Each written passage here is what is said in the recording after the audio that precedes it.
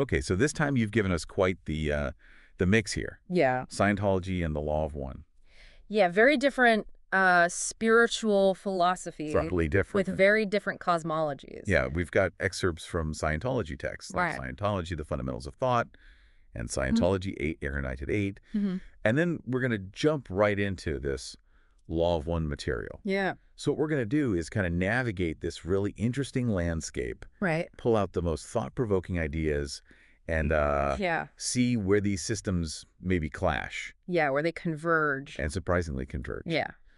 So right off the bat, I think one of the most fascinating things is that Scientology really focuses on the individual journey, okay, specifically this idea of the Thetan, right, which is which is you. you, but your true immortal self, Okay, distinct from your body. gotcha. And they argue that the Thetan gets bogged down in the material world, Right, this messed universe this messed universe. of matter, energy, space, and time. Right. Okay, And that's where the trouble starts. so it's like our souls are stuck in rush hour traffic, Exactly. and they can't reach their full potential. Yeah, And Scientology is claiming to have the roadmap out of that mess. exactly. They offer these techniques like auditing, Right. which, involves an auditor and an e-meter Mm. to help you break free from these limitations. Yeah.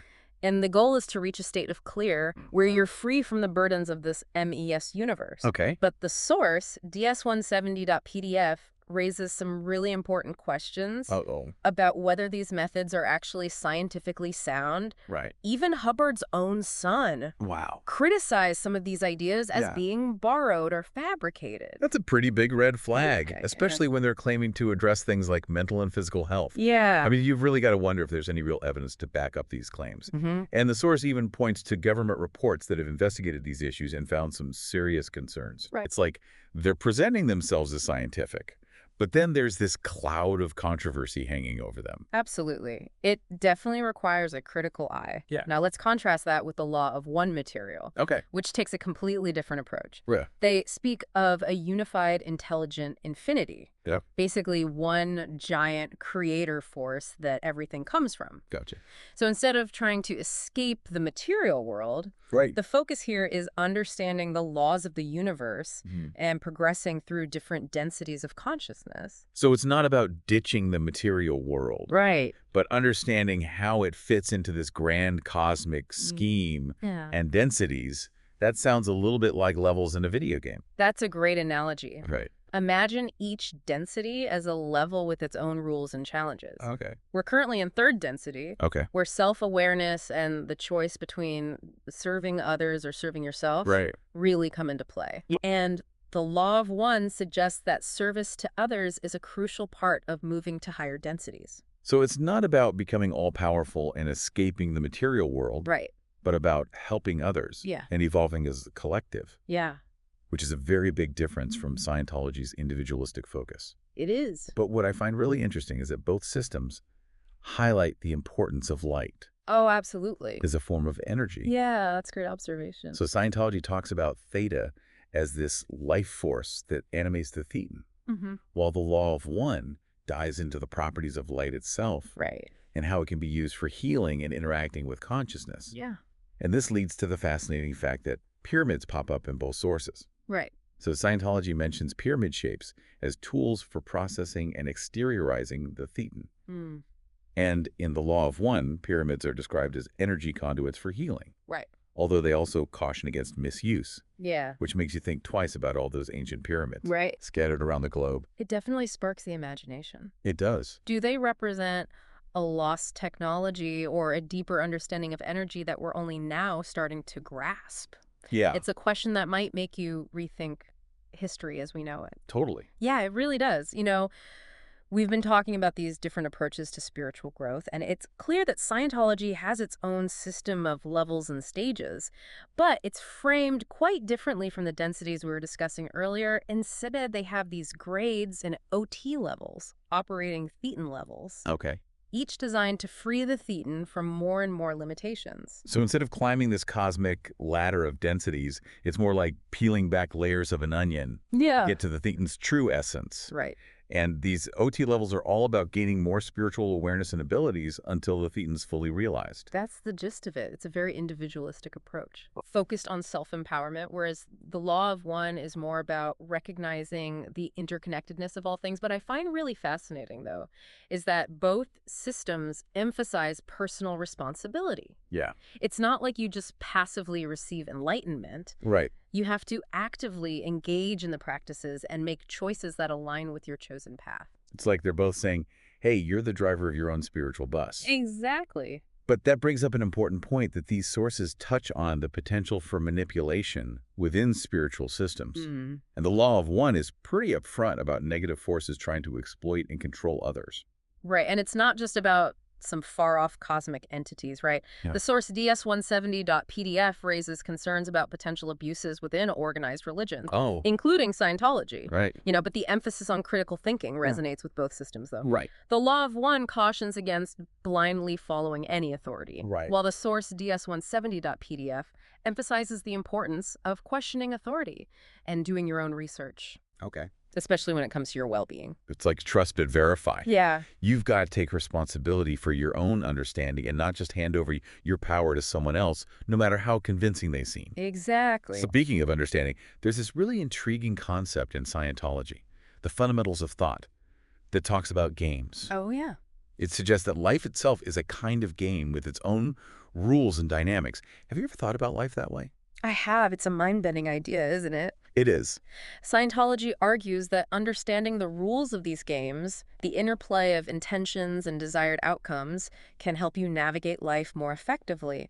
Are we all just players on this cosmic stage, each with our own roles and motivations? It makes you question the nature of reality itself. Totally. And both Scientology and the Law of One challenge us to look beyond our everyday assumptions about what's real and what's possible. It's like they're saying, wake up.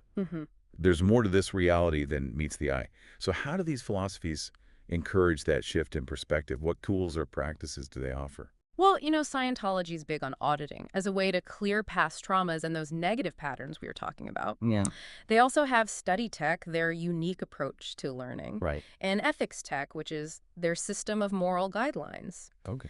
All of these practices are geared towards gaining more control over your thoughts, emotions, and actions. It's about mastering the self, Yeah. taking the reins and steering your own ship, so to speak. What about the Law of One? Meditation seems to be their key practice for connecting with that universal consciousness Right. and tuning into a deeper level of reality. Okay.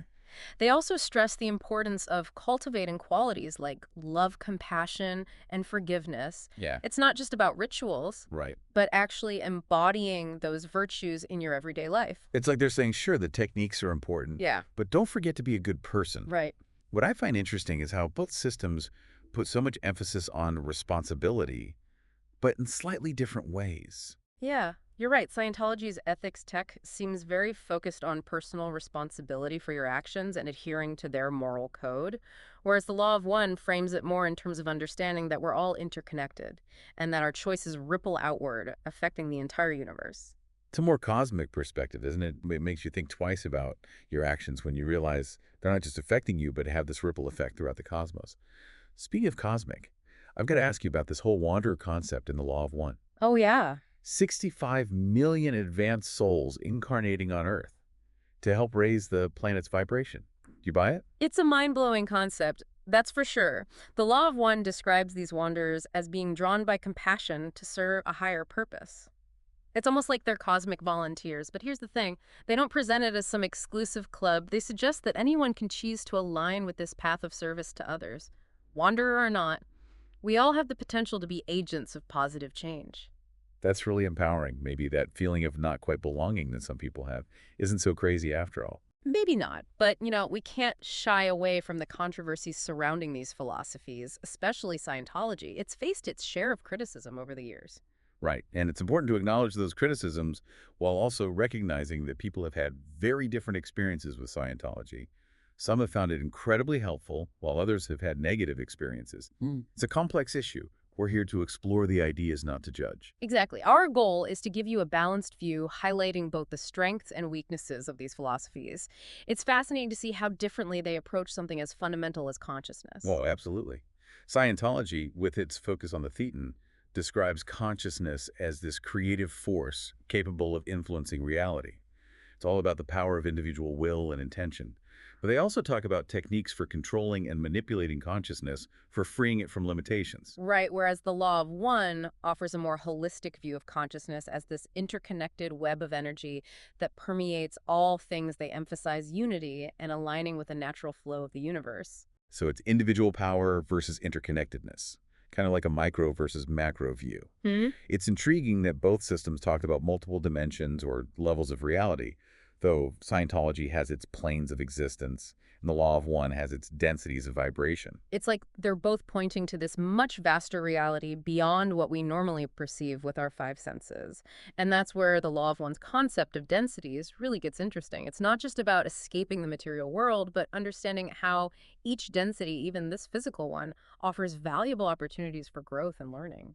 Like each level of the video game has its own set of challenges and rewards. Exactly. I'm curious, though, Scientology embraces technology, especially with the e-meter, Right. but the Law of One doesn't seem to mention technology much at all. That's an interesting contrast. Scientology seems to view technology as a tool for accessing and manipulating consciousness, Yeah. whereas the Law of One emphasizes internal practices like meditation. It's like they represent two different approaches to spiritual growth, one externally focused and the other internally focused. Two sides of the same coin, maybe.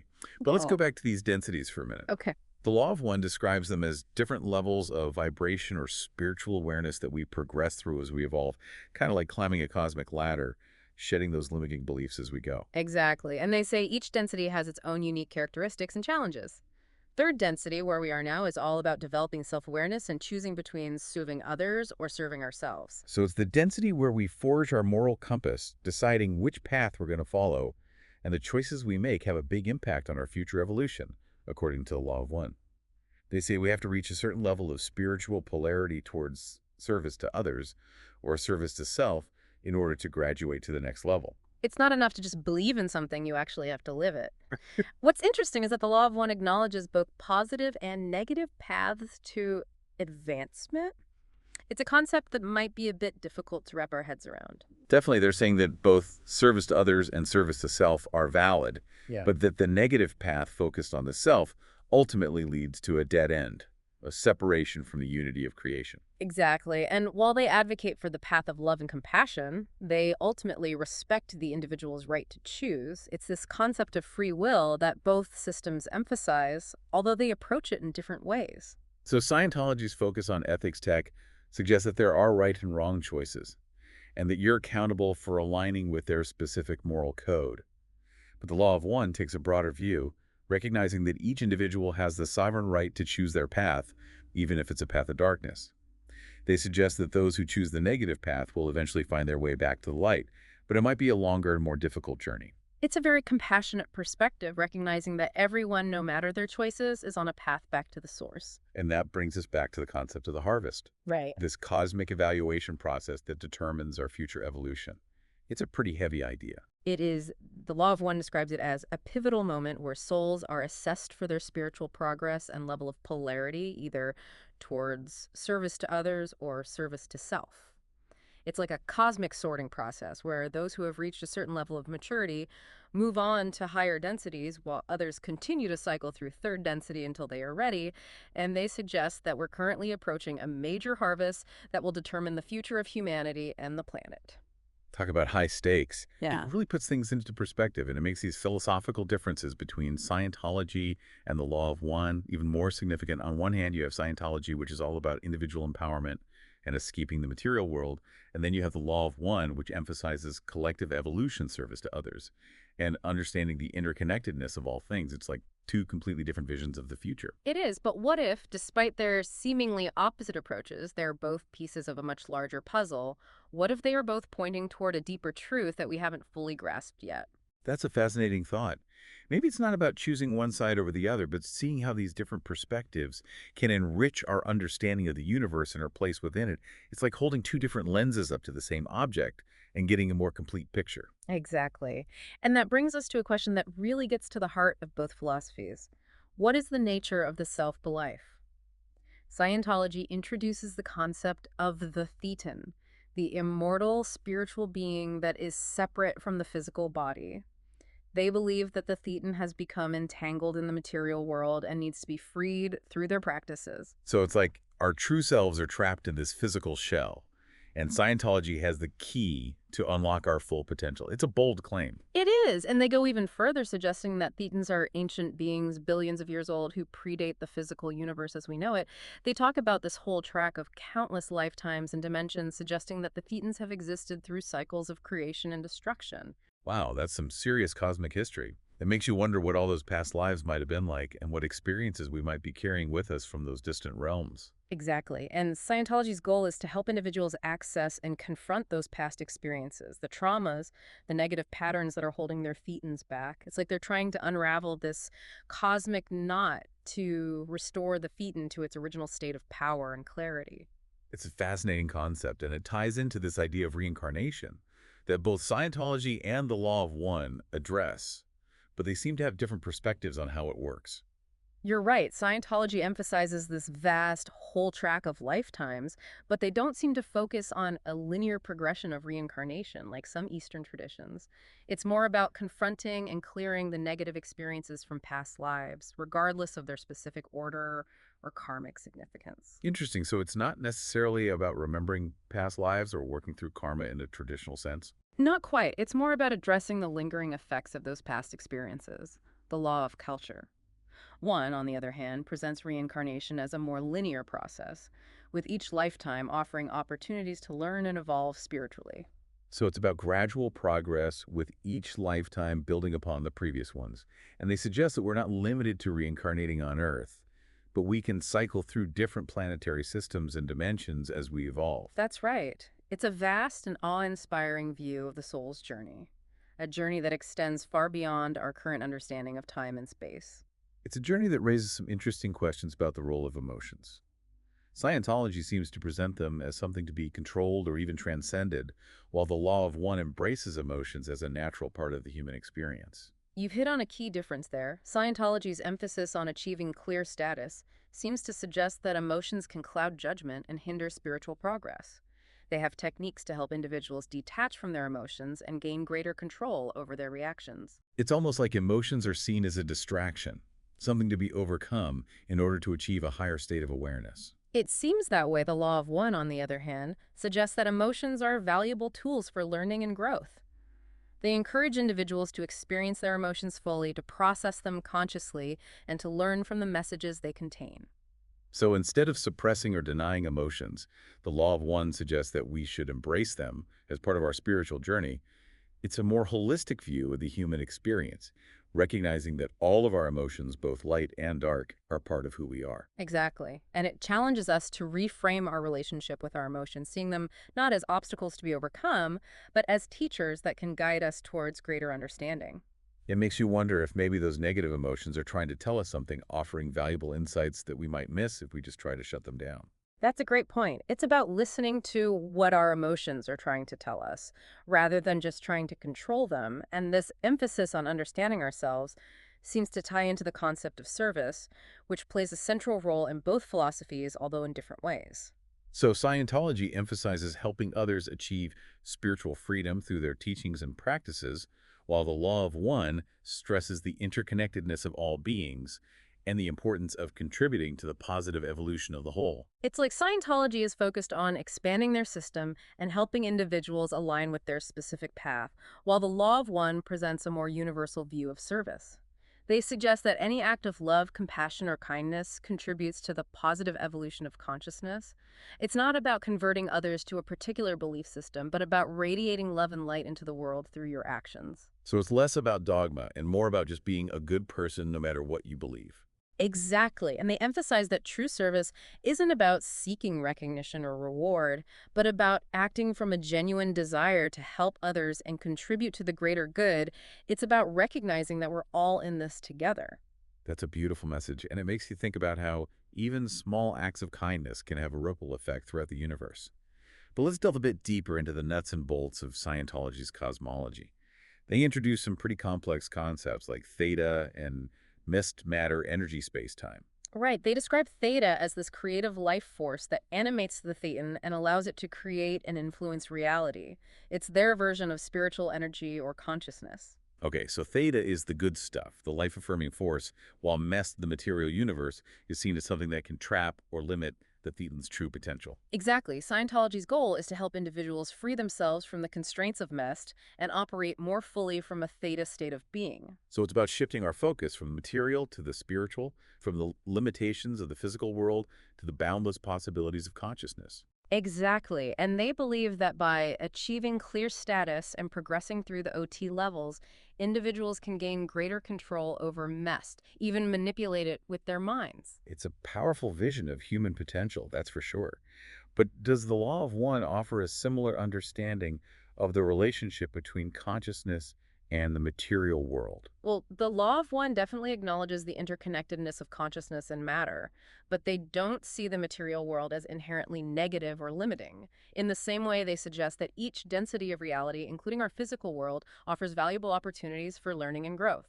It's not about escaping a material, but understanding its purpose within a larger spiritual framework. So it's not about seeing the material world as the enemy, but recognizing that it's a valuable part of our spiritual journey. That's right, and they emphasize that even in third density, we have the power to create and influence our reality through our thoughts, emotions, and actions. We're not just passive observers, but active participants in the ongoing creation of the universe. It's a much more empowering perspective. It suggests that even within the limitations of the physical world, we have a tremendous capacity for creativity and positive change. And that brings us back to the concept of free will, which seems to be a cornerstone of both philosophies. Absolutely. Scientology emphasizes the individual's responsibility for their choices, while the law of one stresses the sanctity of free will as a fundamental cosmic principle. Right. Both systems acknowledge that we have the power to choose our own path. But Scientology's focus on ethics tech suggests that there are right and wrong choices you're accountable for aligning with their system of moral guidelines. Yes, there's a sense of prescribed right action within Scientology's framework, but the Law of One presents a more expansive view of free will. They recognize that each individual has the sovereign right to choose their own path, even if it leads them towards darkness or separation from the Creator. So while they advocate for the path of love and compassion, they ultimately respect the individual's right to choose differently. Exactly, and they emphasize that even those who choose the negative path are ultimately working towards the same goal, the reunion with the Creator. It's just that they're taking a more roundabout and often more painful route. It's a profound and perhaps challenging concept, but it speaks to the vastness and mystery of the Creator's plan, a plan that encompasses all possibilities and ultimately embraces all souls. It's a beautiful and humbling perspective, and it makes you realize that we're all part of something much bigger than ourselves, something that transcends our individual choices and experiences. It does, and it brings us to the law of one's concept of polarity, the fundamental duality of positive and negative forces, service to others versus service to self. They suggest that this polarity is essential for spiritual growth. It's like the tension between these opposing forces is what sparks our consciousness and propels us forward on our journey. So it's not about eliminating the negative, but rather understanding how the interplay of these forces helps us to evolve. Exactly. Does Scientology have a similar concept of polarity, though? They don't use the term polarity explicitly, but their concept of dynamics, the fundamental urges that drive our behavior, could be seen as a form of polarity. They describe these dynamics as operating on a spectrum, with some being more survival-oriented and others more expansive and creative. So it's like a spectrum of motivation ranging from basic instincts to more altruistic impulses. And the spectrum of dynamics could be seen as analogous to the law of one's polarity, with the self-serving dynamics aligning with the negative path and the expansive other-oriented dynamics aligning with the positive path. That's a really interesting connection. It seems like both systems are recognizing this fundamental interplay of forces that shapes our choices and our evolution. And it's this tension between opposing forces, this push and pull that creates the dynamism of existence. It's what keeps things interesting. Totally. Now let's shift gears and talk about relationships.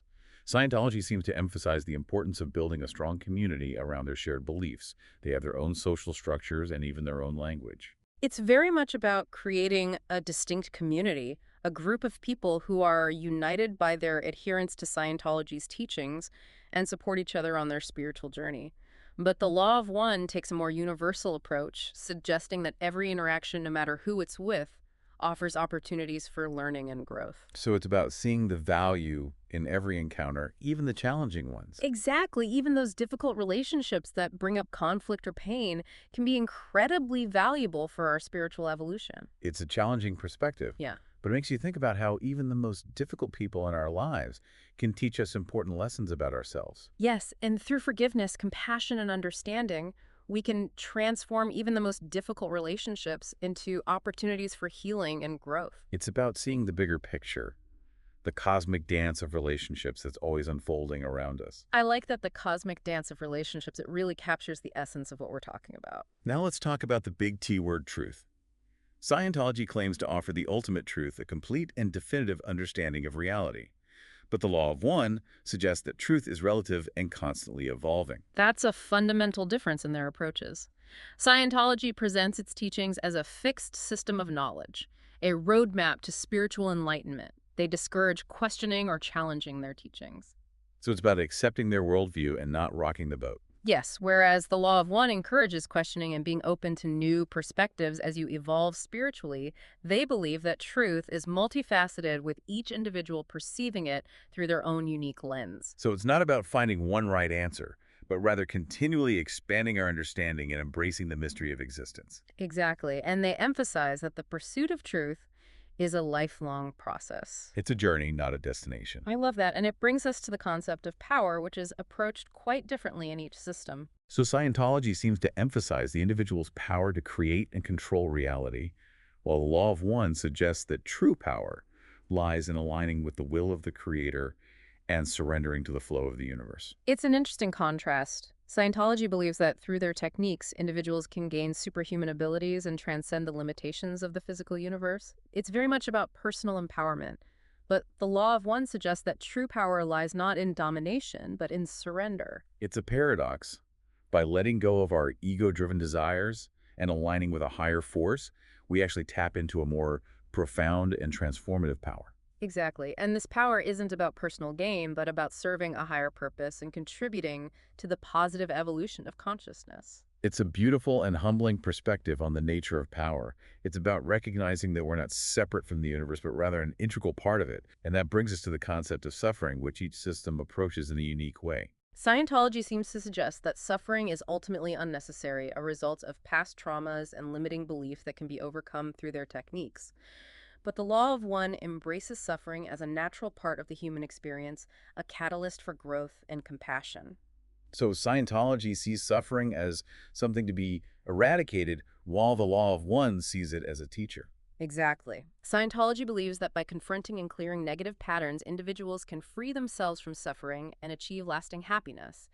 But the Law of One suggests that by facing our suffering with courage and compassion, we can learn valuable lessons and ultimately grow spiritually. It's a perspective that challenges us to reframe our relationship with suffering, to see it not as a sign of weakness, but as an opportunity for transformation. It's about finding the meaning and purpose in our suffering rather than just trying to avoid it. And that brings us to the concept of evil, which is a bit of a thorny issue. Scientology describes evil as a force that seeks to destroy or suppress Theta, the creative life force. But the Law of One presents evil as a distortion of the Creator's love, a choice to separate from the unity of creation. It's an important distinction. Scientology's view of evil is more dualistic, suggesting a battle between good and evil forces, with Theta representing the light and those who seek to suppress it representing the darkness. They believe that evil can be defeated by confronting and overcoming these negative forces. So it's about fighting against evil, about standing up for what's right. Yes, but the Law of One offers a more nuanced understanding. They suggest that those who choose the negative path, service to self, are ultimately motivated by a desire for power and control. It's not that they're inherently evil, but rather that they've made choices that lead to separation and suffering. So it's not so much about battling an external evil, but rather understanding the choices that lead to separation and striving to embody the principles of love and unity. Exactly, and the Law of One emphasizes that even those who choose the negative path are ultimately capable of redemption, of returning to the light. It's a message of hope and compassion, recognizing that everyone, regardless of their choices, is ultimately a part of the Creator's grand design. Now, shifting gears a bit, I'm intrigued by the idea of magic that pops up in some of these sources. The Law of One suggests that magic is a real phenomenon, a manipulation of energy and consciousness that can be used for both positive and negative purposes. Whoa, hold on, magic, like casting spells and pulling rabbits out of hats. Not exactly. It's more about understanding the subtle energies of the universe and how consciousness can influence them.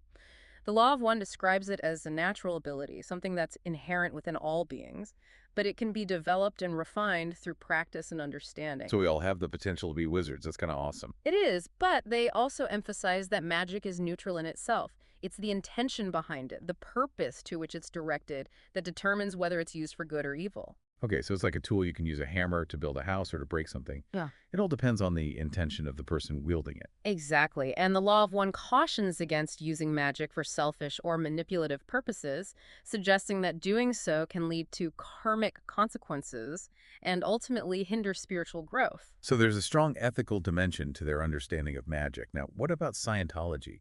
Do their texts mention anything about magic? It's not explicitly stated, but there are some hints of it. Scientology 838 talks about the Thetan's ability to create and manipulate illusions, which could be interpreted as a form of magic. They also mention operating Thetan abilities, suggesting that at higher levels, individuals can gain extraordinary powers that might be considered magical. So while they might not use the word magic, there's this underlying recognition of the Thetan's potential to influence reality in extraordinary ways. Absolutely. It seems both systems acknowledge that consciousness has the power to shape and even transcend the limitations of the material world. That's a pretty powerful concept as we wrap up our deep dive. What are your final thoughts? What key takeaways would you leave our listener with? Well, it's been an incredible journey exploring these two vastly different spiritual philosophies. I think the most striking difference is their approach to spiritual growth. Scientology is very structured, almost like a science with specific techniques and levels to achieve. It's a path that requires commitment to their teachings and trust in their methods. It's about fitting into their system, whereas the law of one is much more fluid and expansive, encouraging personal exploration, intuition, and recognizing the interconnectedness of all things. You got it. It's less about following a set of rules and more about cultivating inner wisdom and aligning with the universe. And I think both approaches have their strengths and weaknesses. Scientology's structure might appeal to those who crave clear guidelines and a strong community, while the Law of One might resonate with those who value personal exploration and intuitive guidance. It's like two different paths leading up the same mountain, each with its unique challenges and rewards. Exactly, and I think the important thing isn't choosing one over the other, but taking what resonates with you, what sparks your curiosity and inspires you to explore further. Ultimately, both philosophies remind us that we are spiritual beings capable of incredible growth and transformation. They challenge us to recognize our inherent power, our connection to something bigger than ourselves, and the fact that we have the ability to make choices that shape our reality. Now, as we leave our listener to contemplate these profound ideas, I'm left with a question. What if, despite all their differences, both systems are ultimately pointing towards the same underlying truth, just using different language and frameworks? What if the journey to enlightenment is far more diverse and multifaceted than we can imagine? And what if the most important thing isn't finding the right system or the correct answers, but embracing the journey itself, the continual learning and expanding of our awareness? It's certainly something to ponder. It is keep questioning, keep exploring, and who knows what you might discover. Thanks for joining us on this deep dive.